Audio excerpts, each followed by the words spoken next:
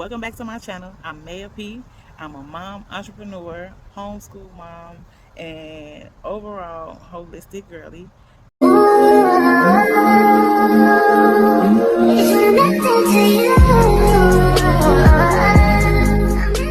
Let's just get into this story time because life been crazy. Okay.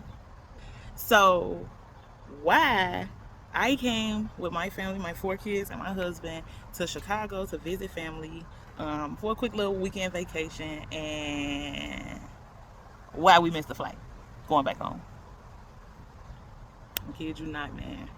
We got up early. The flight took off at, I want to say, 7 a.m. We got up probably about 4. We had all our stuff packed already. So we just loaded the car. We had a rental car because obviously we're not from here and we flew. So we packed up the car, cleaned up our little areas already. We had it cleaned up the night before, but check, make sure we wasn't leaving nothing out of that. Then we had to stop and drop something out to my mom's house. Man, I ain't gonna hold you. We was rushing a little bit, but it wasn't like a huge. We wasn't behind like any more than any other time when we leaving to go back home. So we get to the airport and we like, all right, time is getting a little, it's getting a little close. So my husband told me to go ahead and get out the car with the kids to drop the rental off. It was I don't want to say it was overcomplicated process, but I didn't want to deal with it. So he went to take the rental over yonder because when we picked it up, we had, I kid you not, we had to walk about a mile with all of our bags and all the kids and all of that. So I just told him to drop it off, and I would start going through security and everything. And because we also had to drop off both car seats to the desk on the inside. So when I got in, as he was going to drop the car off, I go in and it was this long line. I ain't gonna hold y'all. We flew Frontier, y'all. It was supposed to be a quick, cheap trip. Flew Frontier. Frontier had this long line at the desk. So I stood in line. I don't know. I want to say like it was a good little minute. But they had this long line. I sat in line. By the time I get all the way up to the desk, the lady would not take the car seats. Because she said that now at this time it was almost an hour out. So okay, whatever.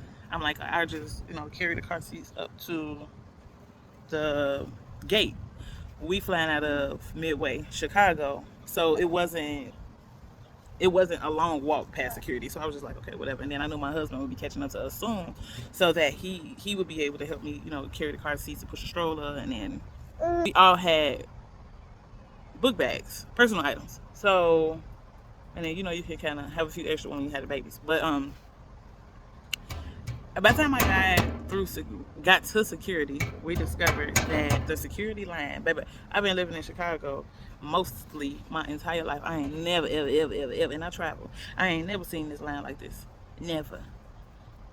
And we did not come the weekend of the holiday. We came the weekend after. So I have no clue why this line looked like this.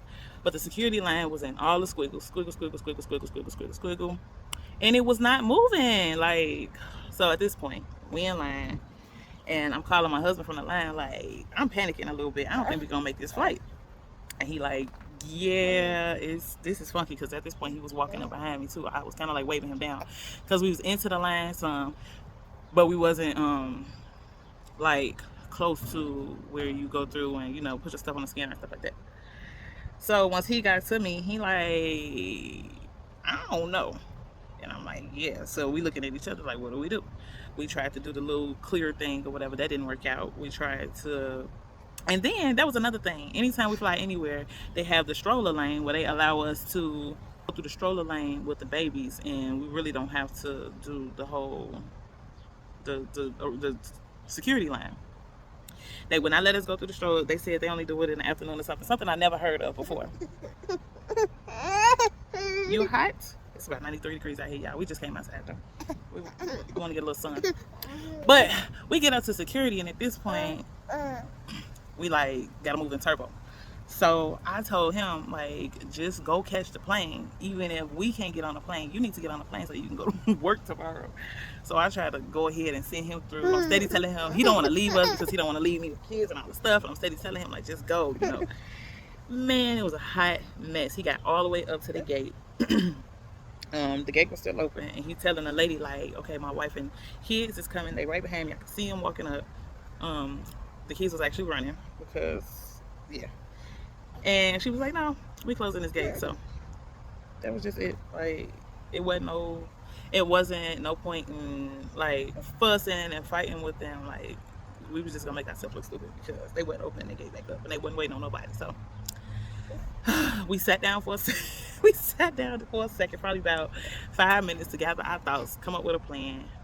Right outside the gate with the people that was waiting on the next flight, and we ended up just telling ourselves that we would go back out to the front and asking them, okay, what can we do? Because the lady at the gate told us that she was closing the doors, like she wouldn't let us get on, but she like, y'all can just transfer y'all flight.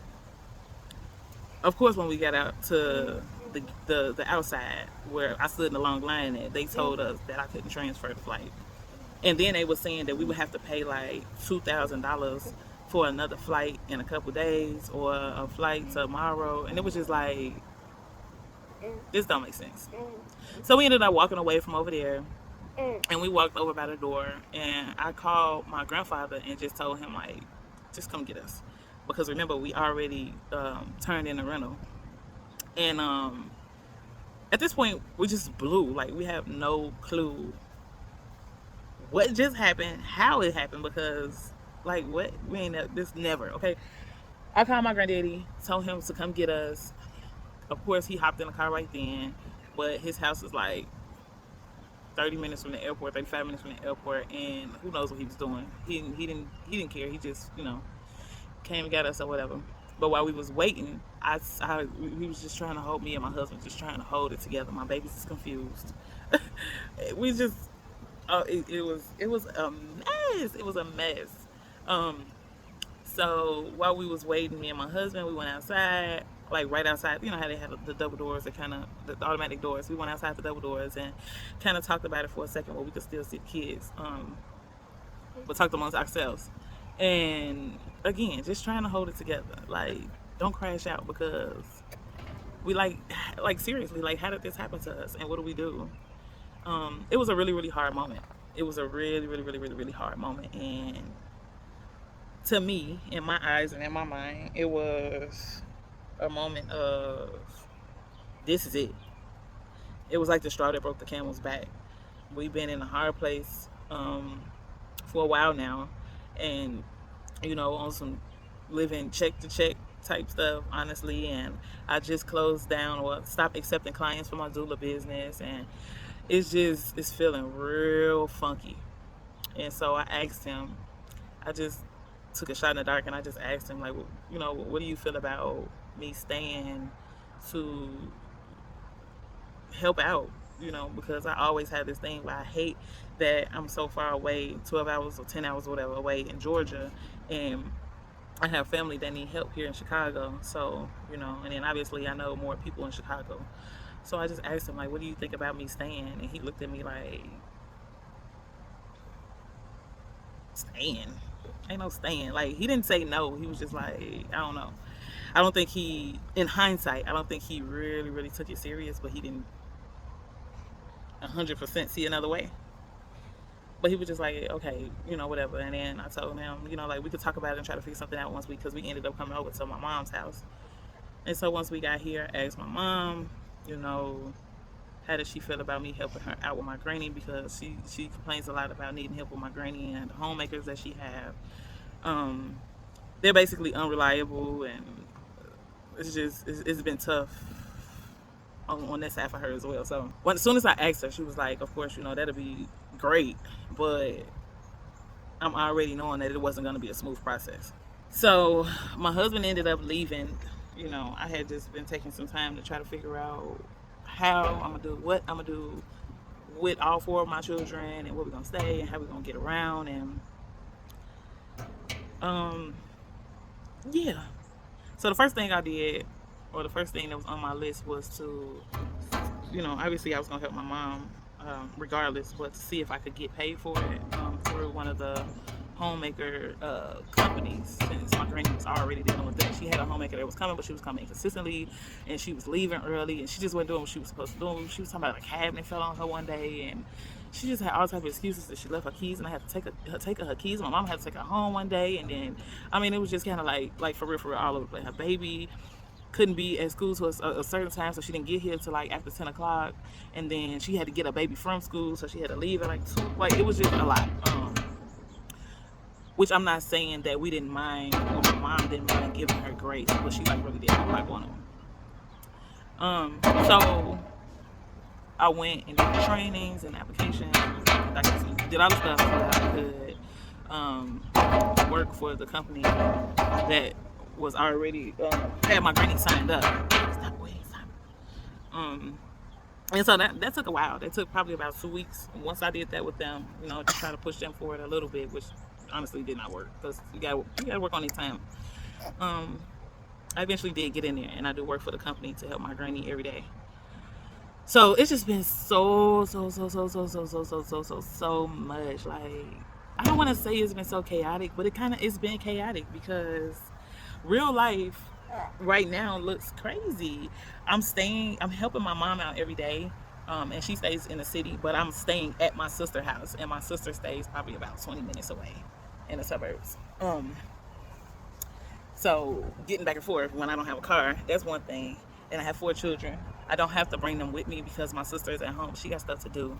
My older 2, they don't really need nobody to watch them, and they can kind of watch their little brother.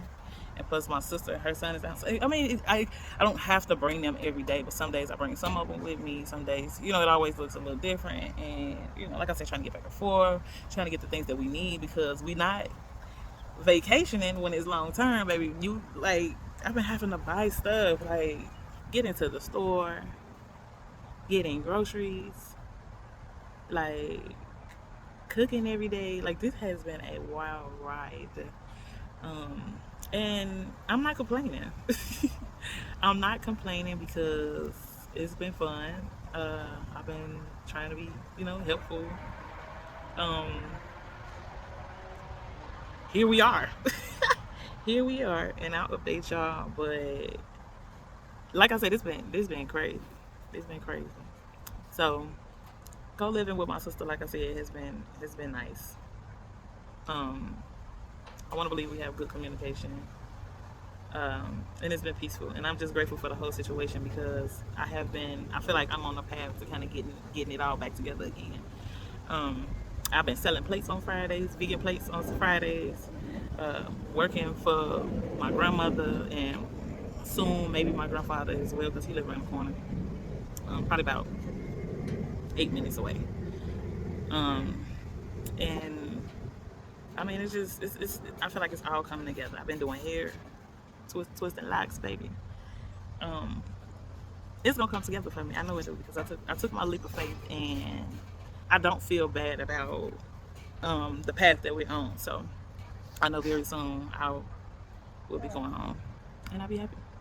And so thank you, if you got this far, for tuning in and listening to my digital diary.